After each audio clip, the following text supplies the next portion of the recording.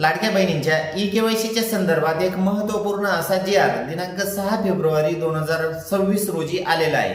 या जी.आर. नुसार ज्या लाडक्या बहिणींनी आपली ई-केवायसी करत असताना काही चुका केलेल्या आहेत, म्हणजेच ऑप्शन निवडत असताना आपल्या घरात कोणी सरकारी नोकरदार आहे का किंवा कोणी पेन्शनधारक आहेत का, हे ऑप्शन आपल्याला ई-केवायसी करत असताना निवडायचे होते। पण असे पर्याय निवडत असताना ज्या लाडक्या बहिणींनी चुका केलेल्या आहेत, अशा लाडक्या बहिणींनी आपली चूक दुरुस्त करण्यासाठी पुन्हा पोर्टल हे सुरू करण्यात आलेले आहे। अशा लाडक्या बहिणींना आपली ई-केवायसी पुन्हा करता येणार आहे।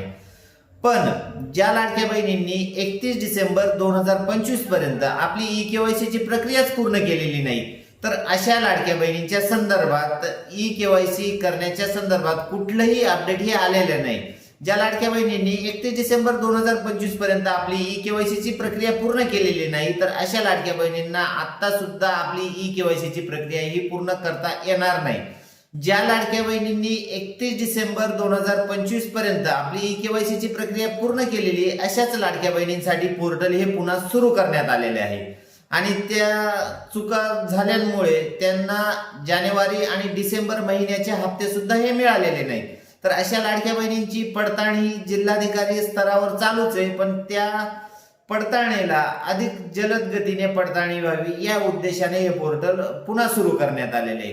तर अशी महत्त्वपूर्ण माहिती इतरही लाडक्या बहिणींपर्यंत पोहोचवण्याचा प्रयत्न करा आणि 6 फेब्रुवारी 2026 रोजी आलेला जो जी.आर. आहे त्याची संपूर्ण माहिती GTH मराठी या YouTube चॅनलवर देण्यात आलेली आहे। धन्यवाद मित्रांनो।